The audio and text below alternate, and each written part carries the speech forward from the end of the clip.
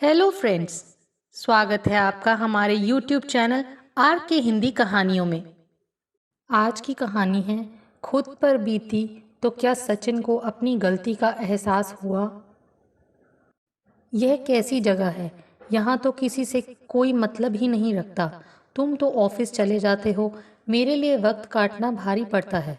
मैंने सचिन के ऑफिस से वापस आते ही हमेशा की तरह शिकायती लहजे में कहा, यह मुंबई है श्वेता। यहाँ आने पर शुरू में सबको ऐसा ही लगता है, लेकिन बाद में सब इस शहर को और यह शहर यहाँ आने वालों को अपना लेता है। जल्दी ही तुम भी यहाँ के रंग ढंग में ढल जाओगी। मुझे धौलपुर में छूटे हुए अपने ससुराल मायके की बहुत याद आती। शादी के बाद मैं सिर्फ 2 महीने ही अपनी ससुराल में रही थी, लेकिन सब ने इतना प्यार दुलार दिया कि महसूस ही नहीं हुआ कि मैं इस परिवार में नई आई हूँ। सचिन का परिवार उसके दादाजी की पुश्तैनी हवेली में रहता था। उसके परिवार में उसके चाचा चाची, माता पिता और एक विवाहित बहन पद्मा जी थीं।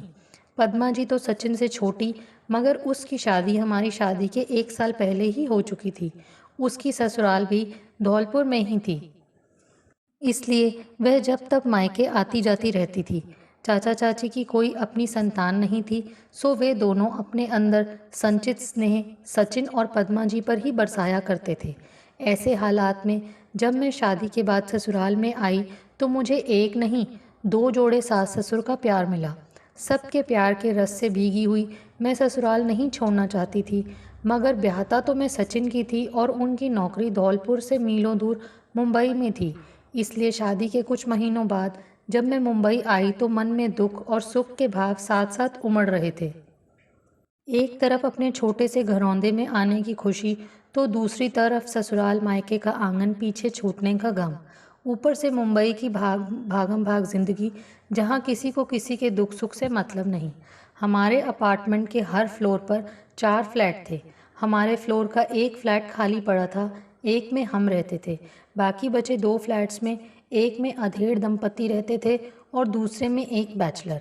अधेड़ दंपति उत्तर भारत से आए हुए हर व्यक्ति को भैया लोग कहकर बुलाते थे और सोचते थे कि अगर उन्होंने अपना उठना बैठना भैया लोगों के साथ बढ़ाया तो मुंबईया महाराष्ट्रियन उनका हुक्का पानी बंद कर देंगे।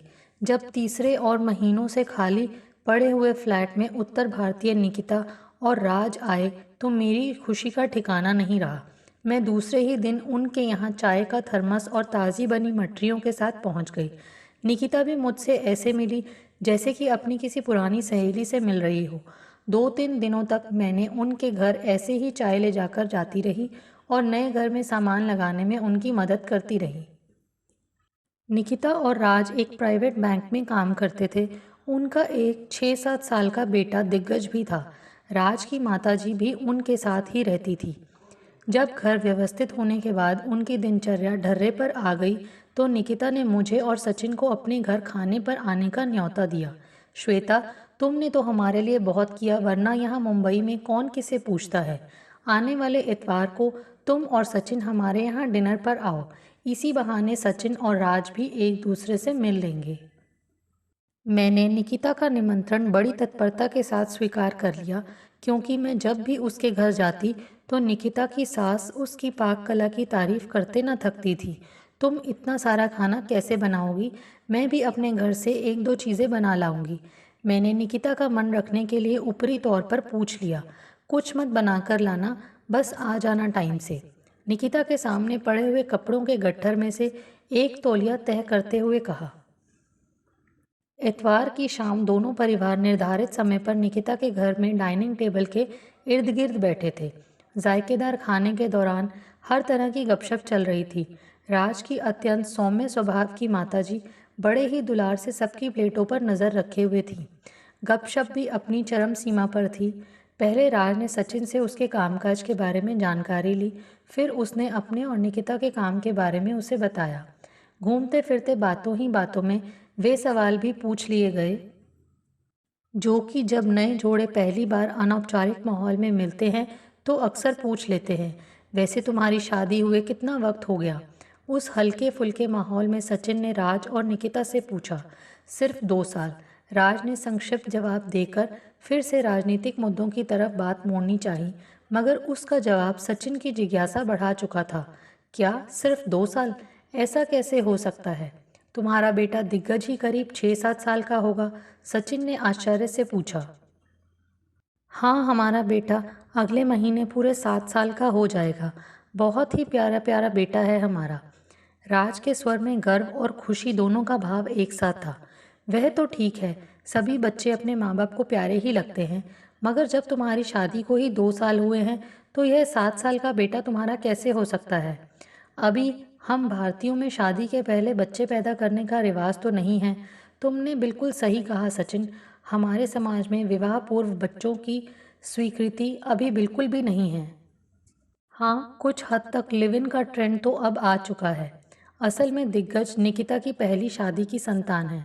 राज ने सलाद की प्लेट से एक गाजर का टुकड़ा उठाकर उसे कुतरते हुए कहा। सचिन राज की तरफ ऐसे देख रहे थे जैसे कि उनका सामना किसी दूसरी दुनिया के प्राणी से हो गया हो। उनकी जिज्ञासा अब हैरानी में बदल चुकी थी। राज की अनुभवी माताजी ने सचिन की हालत को भांपते हुए बात आगे बढ़ाई। बेटा सचिन, राज जो कह रहा है वह सच है। दिग्गज निकिता की पहली शादी की संतान है, मगर अब वह मेरा पोता है और राज ही उसका पिता है। जब राज ने भोपाल में बैंक में काम शुरू किया तो मैं वहाँ पहले से ही काम करती थी। एक बार हम सब साथी काम के बाद डिनर पर गए।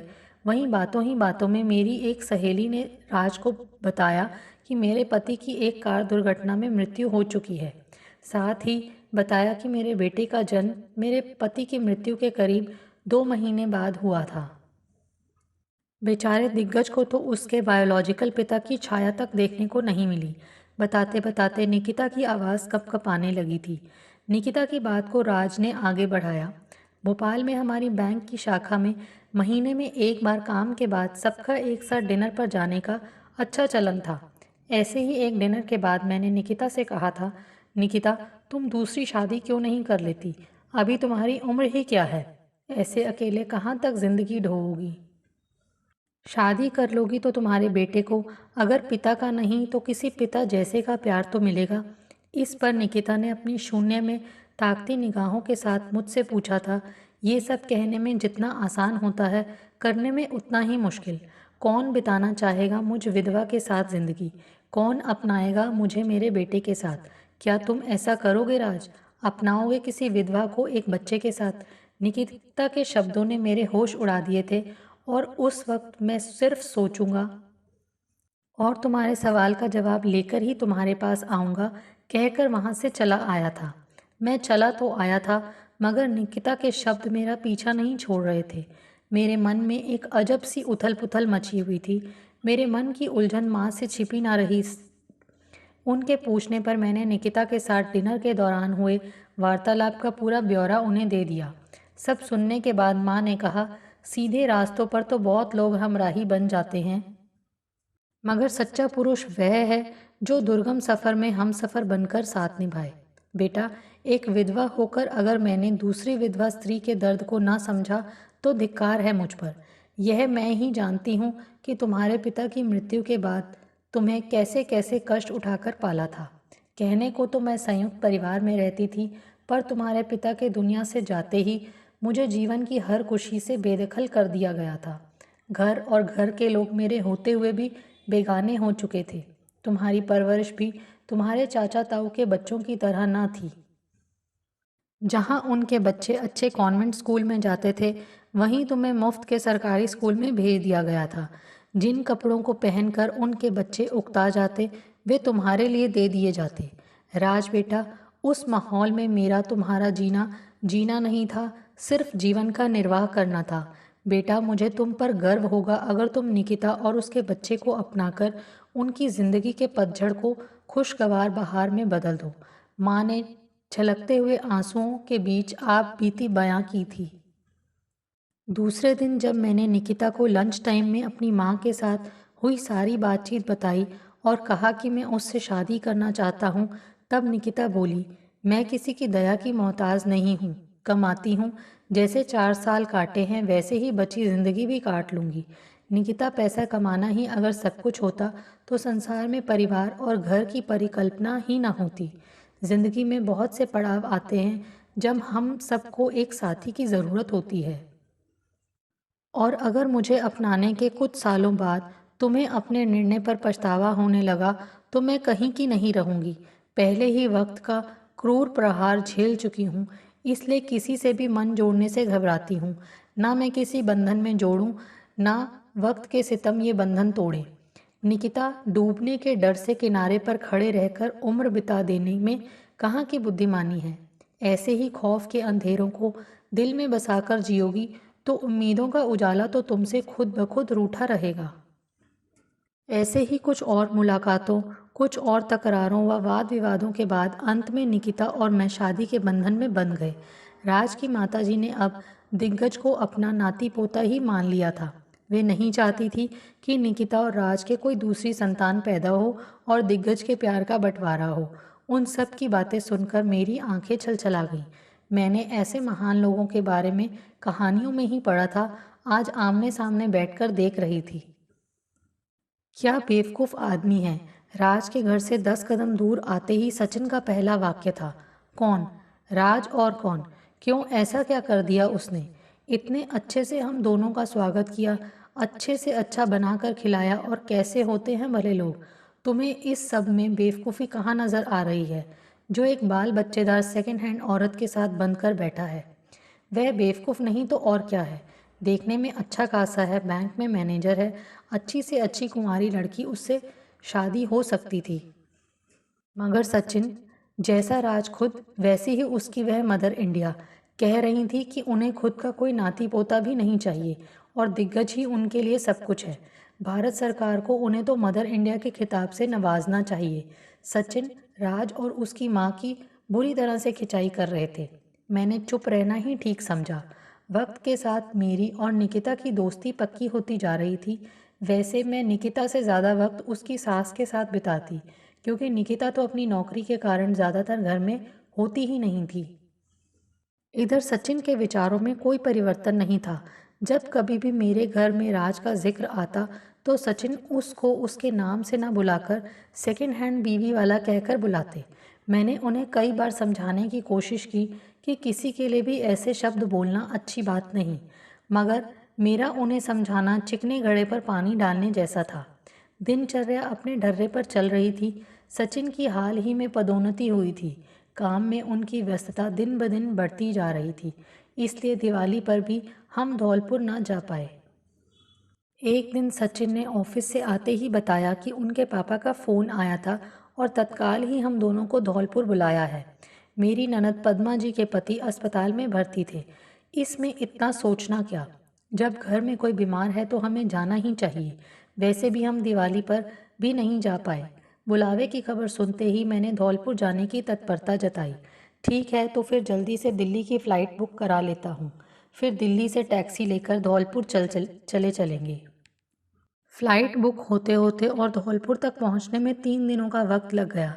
पहुंचने पर पता चला कि पद्मा जी के पति की 2 घंटे पहले ब्रेन हैमरेज होने से मृत्यु हो चुकी है। सारे घर में मातम छाया हुआ था। पद्मा जी का रो रो कर बुरा हाल था। उसकी मुस्कुराहट से तर रहने वाले गुलाबी होंठ सूख कर चटक रहे थे। उसकी इस हालत को देखकर मुझे विश्वास ही नहीं होता था कि यह मेरी वही प्यारी सी ननद है जो सिर्फ 8 महीने पहले मेरी बारात में नाचती गाती हंसती मुस्कुराती गहनों से लदी हुई आई थी। सचिन चाहकर भी धौलपुर में ज़्यादा समय ना रुक पाए। 13वीं के तीसरे दिन ही उन्हें मुंबई लौटना पड़ा।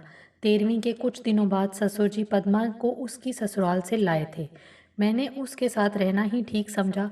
सोचा कि जब महीने 2 महीने में परिवार पर आए हुए दुख के बादल थोड़े छट जाएंगे तब मैं मुंबई लौट जाऊंगी। अभी पद्मा जी को मेरे साथ की बहुत ज़रूरत थी। अगर वह कभी गलती से मुस्कुराती थी तो मेरे साथ, खाना खाती थी तो मेरे साथ और मेरे आग्रह करने पर। इन हालात को देखकर परिवार के सभी बड़ों ने फैसला किया कि पद्मा जी को भी मेरे साथ मुंबई भेज दिया जाए। इसी में उसकी भलाई भी थी। मुंबई वापस आकर मैंने जैसे तैसे उसे एमबीए करने के लिए राज़ी कर लिया। दुखों के भार को दूर करने का सबसे सही तरीका होता है खुद को इतना व्यस्त करो कि दुखों को क्या, खुद को ही भूल जाओ। पद्मा जी को पढ़ने लिखने का शौक तो था ही, अब यह शौक उसको संबल बन गया। वह दिन रात असाइनमेंट और परीक्षाओं की तैयारी में व्यस्त रहती। अपनी ज़िंदगी के नकारात्मक पहलू को सोचने का ज़्यादा वक्त ही न मिल पाता उसे। इस संबल की बदौलत उसकी ज़िंदगी की उतरी हुई गाड़ी फिर से धीरे धीरे पटरी पर आने लगी थी। एमबीए पूरा करते ही उसे एक कंपनी में नौकरी भी मिल गई और वह अपने इस नए माहौल में पूरी तरह से रम चुकी थी। अब उसके चेहरे पर पुरानी रंगत कुछ हद तक वापस आने लगी थी, मगर सचिन के दिल को चैन नहीं था। वे कहा करते थे, पद्मा जी मेरी बहन है। मुझे अच्छा लगता अगर यह अपने पति के साथ हमारे पास कभी कभी छुट्टियां बिताने आती जाती और अपने पति के घर में आबाद रहती। शादी के बाद बहन बेटियां इसी तरह आती जाती अच्छी लगती हैं, दया पात्र बनकर बाप भाई के घर में उम्र बिताती हुई नहीं। पद्मा जी का इन परिस्थितियों में हमारे पास उम्र बिताना तो वह घाव है जिस पर वक्त मरहम नहीं लगाता, बल्कि उसको नासूर बनाता है। यह सच भी था। हम चाहे पद्मा जी का कितना भी ख्याल रख लें, कितना भी प्यार और सुख सुविधाएं दे लें, हमारे घर में उसका उम्र बिताना उसकी जिंदगी की अपूर्णता थी। इधर कुछ दिनों से पद्मा जी के हाव भाव बदल रहे थे। वह ऑफिस से भी देर से आने लगी थी। पूछने पर कहती थी कि एक सहयोगी काम छोड़कर चला गया है, सो वह उसके हिस्से का काम करने में भी बॉस की मदद कर रही हैं। मगर उसके हाव भाव कुछ और ही कहानी कहते से लगते। अपनी कमाई का एक बड़ा हिस्सा वह अपने रख रखाव, कपड़ों और सौंदर्य प्रसाधनों पर खर्च करती। उसका मोबाइल उसके हाथ से न छूटता। खाते पीते टेलीविज़न देखते हुए भी वह चैट करती रहती। पहले तो मैंने इसे मुंबई की हवा का असर समझा, मगर मेरा दिमाग ठनका जब मैंने देखा कि वह मोबाइल को टॉयलेट में भी अपने साथ ले जाती थी। मैंने सचिन से कई बार इस बारे में बात करनी चाही, मगर उन्होंने मेरी बात को हर बार अनसुना कर दिया। आखिर में मैंने ही इस पहेली को सुलझाने का निश्चय किया और सही मौके का इंतज़ार करने लगी, और वह मौका मुझे जल्दी ही मिल गया। रविवार का दिन था और पद्मा जी सहकर्मी सोनाली के साथ सिनेमा देखने जाने वाली थी। आदतानुसार वह सुबह से उठकर चैट कर रही थी।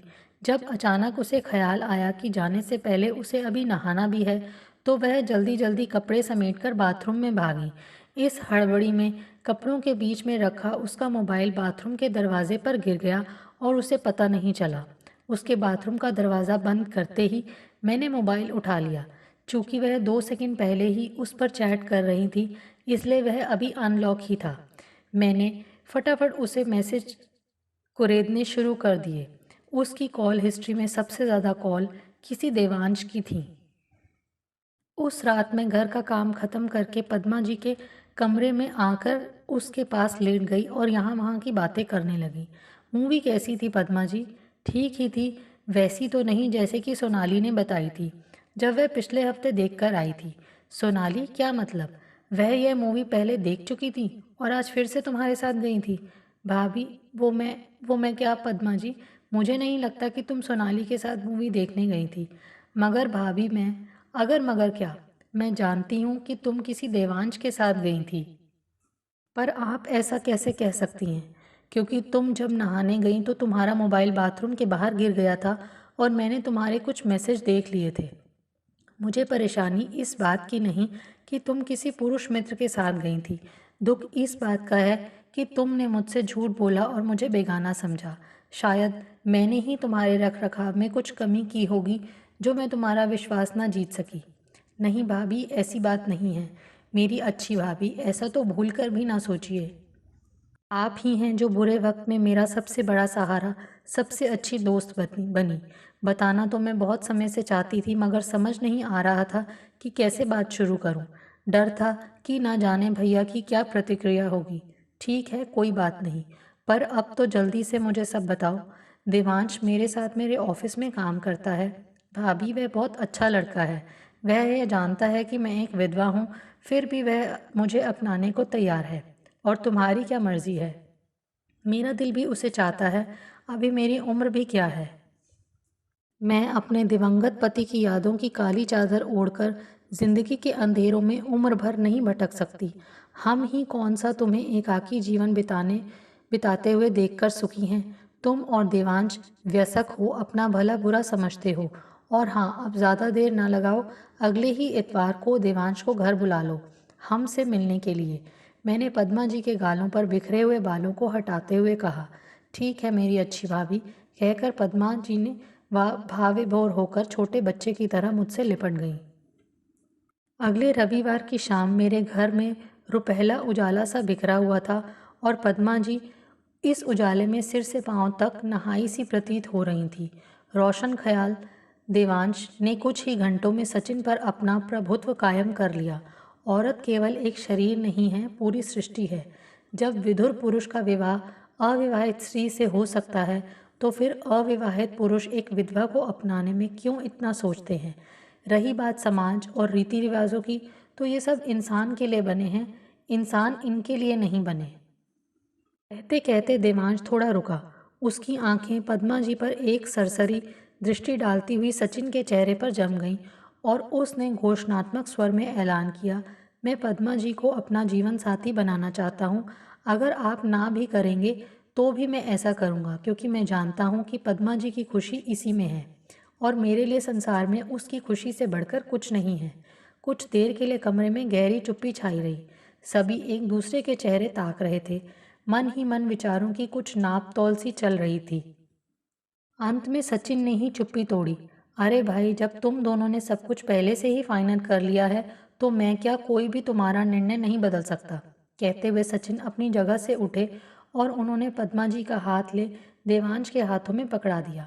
उस रात देवांश खुशी खुशी विदा हो गया था, अपनी शादी की तैयारियां जो शुरू करनी थी उसे। पद्मा जी के कमरे से खुशी के गीतों की गुनगुनाहटें आ रही थी। सबसे ज़्यादा फूले नहीं समा रहे थे सचिन। वे बिना रुके देवांश की तारीफों के पुल बांधे जा रहे। क्या कमाल का लड़का है, कैसे उत्तम विचार हैं उसके। अपने माँ बाप का इकलौता बेटा है। बड़े ही ऊंचे संस्कार दिए हैं उसके माँ बाप ने उसे। युग पुरुष महापुरुष वाली बात है उसमें। और मैं हैरान, जड़वत सी दोगली मानसिकता के शिकार अपने पति के दोहरे मापदंडों की गवाह बनी खड़ी थी। आपको हमारी ये कहानी कैसी लगी, प्लीज़ कमेंट करके ज़रूर बताइए। अगर आप इस चैनल पर नए हैं तो इसे सब्सक्राइब करें और शेयर करें। Thank you.